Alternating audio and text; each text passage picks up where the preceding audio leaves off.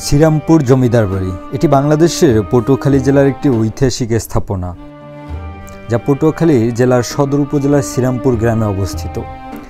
এটি মুঘল স্থাপত্যশৈলীর নিদর্শন বহন করে এবং স্থানীয়ভাবে এটি আন্ধারকোঠা নামেও পরিচিত। জমিদার বাড়িটির সঠিক নির্মাণকাল সম্পর্কে সুনির্দিষ্ট তথ্য পাওয়া যায় না, তবে ধারণা করা যায় জমিদার বাড়িটি প্রায় 300 বছরের পুরনো।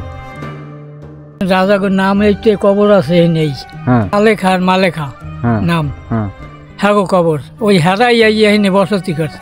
হেরা আলে হিন্দু আগের, এইনে আইয়া মুসলমান আইয়া এইসব করছে, এই আগর রাজাত্ব আর কি। হ্যাঁ সময় আন্দার করা দেখছি বা একালে আনলে ভালোই। আন্দার করার মূল্যটা কি আসলে? আন্দার করার মূল্যটা হচ্ছে যে ওই যে বিচার আচার করছে না, হ্যাঁ এই আর ওই এখন তো ফাঁসি ওই আন্দার কোথায় ফালাই দিয়েছে লোক। এটি মুঘল আমলে নির্মিত বলে ধারণা করা হয়, যা ঐতিহাসিক গুরুত্ব বহন করে। স্থানীয়রা বিশ্বাস করেন এই কবরগুলো জমিদার পরিবারের সদস্যদের।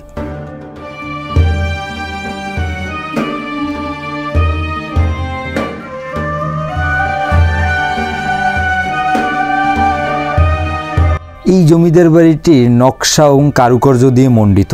ভবনের দেয়ালে পিলার এবং ফটকে রঙিন কাজ ব্যবহার করে ফুল, তারা গাছ ইত্যাদি নকশা করা হয়েছে।